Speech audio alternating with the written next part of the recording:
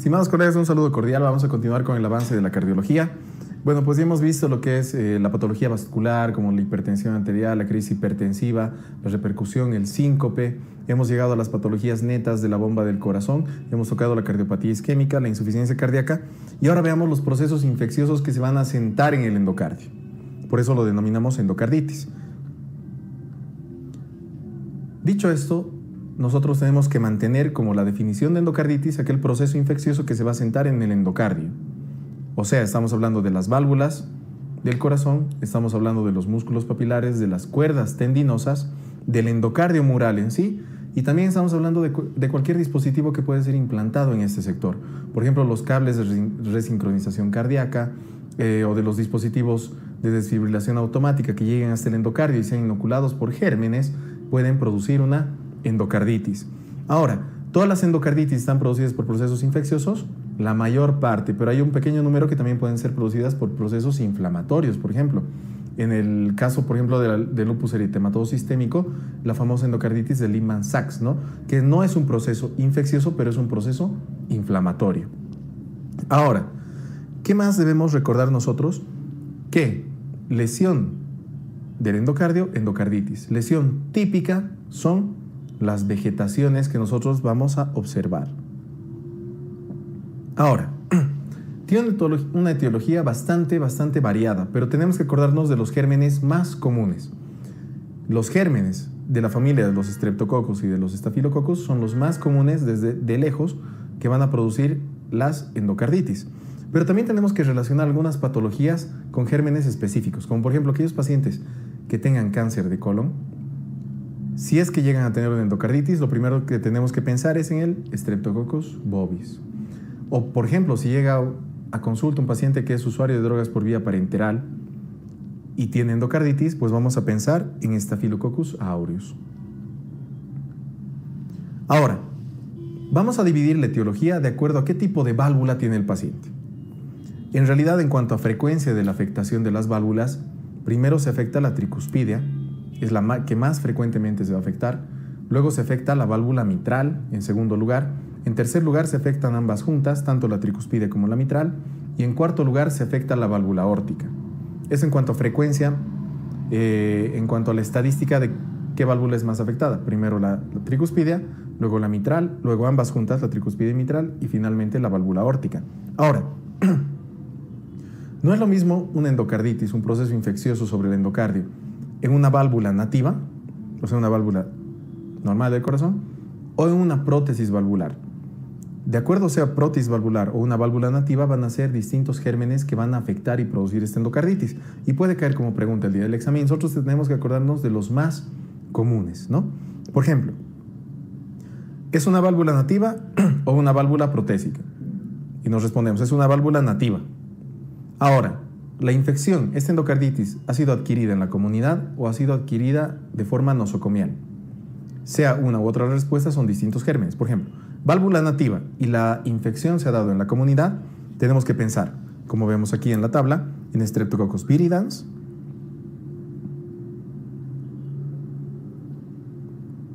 vamos a pensar en Staphylococcus aureus, en Enterococcus o aquellos microorganismos pertenecientes al grupo HASEC. O sea, estamos hablando del Haemophilus parainfluenza, del Actinobacillus, del Cardiobacterium suminis o de Legionella corrodens o finalmente de la Kingella kingae. Si es que es una endocarditis de una válvula nativa adquirida en la comunidad. Pero ¿qué pasa si es una válvula nativa y la endocarditis ha sido adquirida nosocomialmente? Pues vamos a pensar en Staphylococcus, en ambos Staphylococcus, los más frecuentes, el aureus, el epidermidis, y también vamos a pensar en los Enterococcus. Ahora, si es que el paciente tiene endocarditis, pero sabemos que tiene una prótesis valvular, ¿en qué gérmenes vamos a pensar? Depende, si es que ha pasado dentro de los primeros 2 meses o luego de los 2 meses. Ahora, dentro de los primeros 2 meses o 60 días, pensamos en los 2 Staphylococcus, que son los que generalmente han podido afectar, ya sea el aureus o el epidermidis. Si es que es tardía esta endocarditis en un paciente con prótesis valvular, o sea que la endocarditis ha aparecido después de 60 días, vamos a pensar en los mismos que hemos mencionado hace rato, tanto el Staphylococcus aureus, el epidermidis, pero también en el Streptococcus de tipo viridans. Entonces vemos que esta familia se parece mucho a la que es de válvula nativa adquirida en la comunidad, ¿no?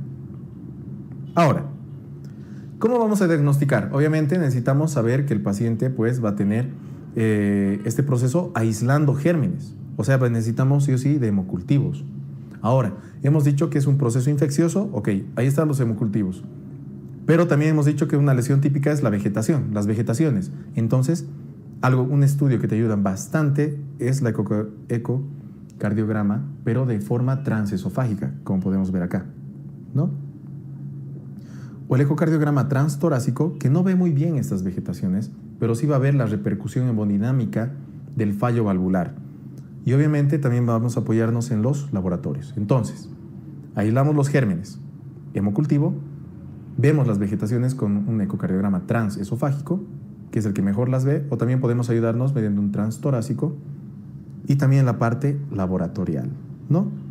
Eso por lógica. Pero lo que sí nos pueden preguntar, y es bastante apetecible preguntar el día del examen, son los criterios. Y tenemos criterios, o sea, los más conocidos son los criterios de Duke, y vamos a tener mayores y menores. Ahora, los mayores, ya los sabemos porque los hemos repasado en la definición. Aislar microorganismos típicos de endocarditis, los que hayamos visto en tanto válvula nativa como en válvula protésica, pero aislar los microorganismos que sean típicos en 2 hemocultivos separados en el tiempo. Entonces, tenemos 2 hemocultivos, hemos separado microorganismos, los mismos microorganismos y son típicos de endocarditis, ya estamos teniendo un criterio mayor de Duke. Y el otro criterio, ¿qué será? La lesión típica del endocardio, que son las vegetaciones. Esos son los 2 criterios mayores, por definición. El endocardio es infectado. Necesito aislar gérmenes comunes y típicos de endocarditis. Los aíslo. Ya tengo un criterio de Duke. ¿Cuántos hemocultivos necesito? 2, separados en el tiempo. Es un criterio de Duke. Mayor. El otro criterio mayor, la lesión típica de la endocarditis, que son las vegetaciones en el corazón. Ahora, criterios menores, todos los que te puedas imaginar. Si hemos dicho que los gérmenes típicos son un criterio mayor, pues los gérmenes atípicos, los que no son muy comunes, va a ser un criterio menor. Fiebre, que el paciente, o sea, estamos hablando de un proceso infeccioso, que tenga fiebre va a ser un proceso menor. Criterios inmunológicos, también los vamos a considerar. El factor reumatoide, un criterio menor. Las manchas de Roth, los nódulos de Osler, criterios menores. Procesos valvulares, o vasculares, perdón, también los vamos a considerar criterios menores, como por ejemplo una embolia arterial. O sea, estamos hablando de un proceso infeccioso que ha podido causar una embolia a nivel de los vasos sanguíneos, un accidente cerebrovascular, aneurismas, hemorragias, etcétera. O sea, procesos vasculares que han podido crear esta patología, estos gérmenes, este caldo de cultivo que ha ido al corazón y produciendo endocarditis, lo consideramos como un criterio menor, ¿no? Y pues factores que sean predisponentes, como por ejemplo, ya tengo un criterio mayor y ¿qué otro factor me podría ayudar a pensar en endocarditis? Los antecedentes del paciente. Exactamente.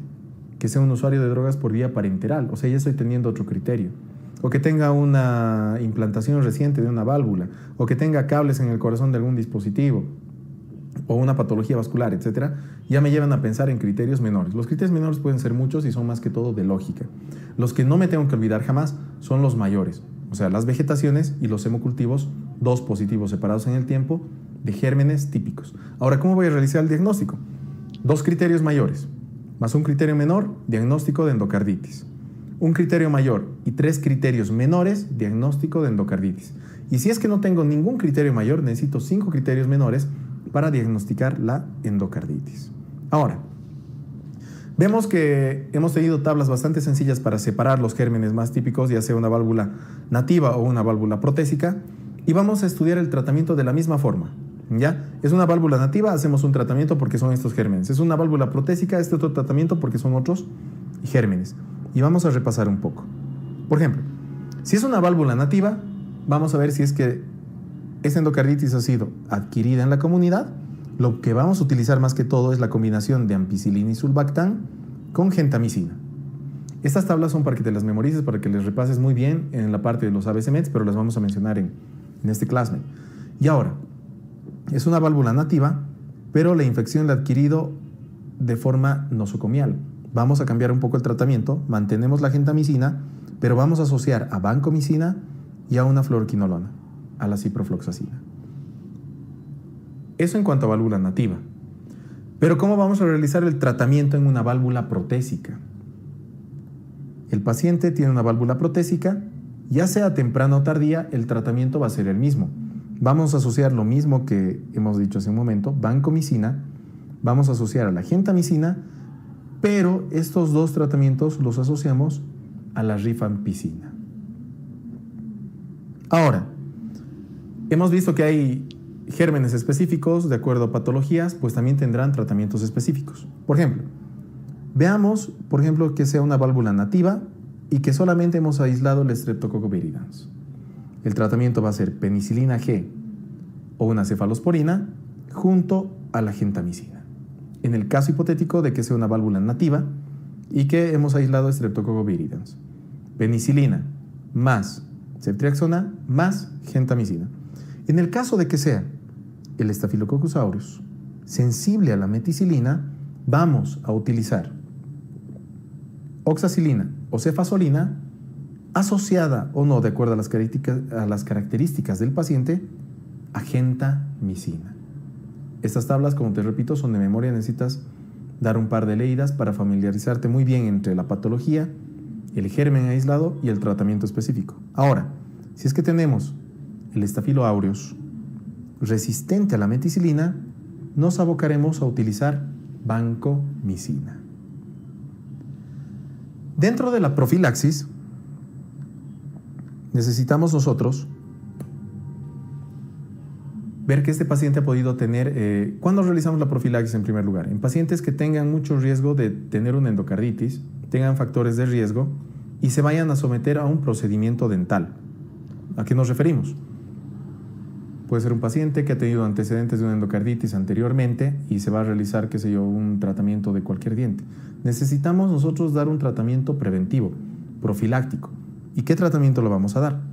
Amoxicilina 2 gramos por vía oral 1 hora antes de este procedimiento.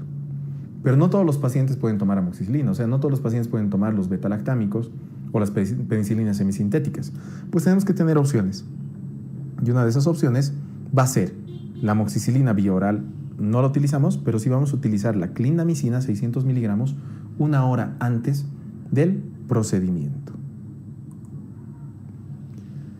Todas las endocarditis se van a solucionar con las tablas de tratamientos que hemos dado, la mayoría. Pero las que no se pueden solucionar necesitan un abordaje de tipo quirúrgico, ¿ya?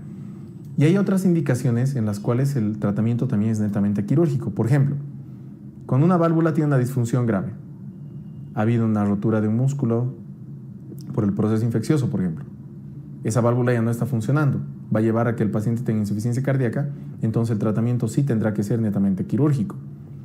Una infección que no pueda controlarse, porque los medicamentos no van a llegar a tener una buena biodisponibilidad en el lugar. Entonces, ¿qué podremos hacer? Pues si no me funciona el tratamiento médico, podemos utilizar el tratamiento quirúrgico, remover esa válvula, implementar otra, etcétera, ¿no? Microorganismos que sean resistentes. Hemos utilizado las líneas de tratamiento, no nos funciona, nos vamos al tratamiento quirúrgico. Y una embolia sistémica.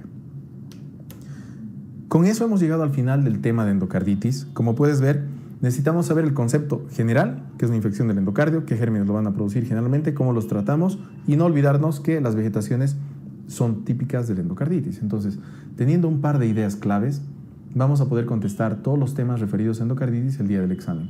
Espero que este tema haya sido de bastante ayuda en tu preparación y pues nos veremos en el siguiente tema de cardiología.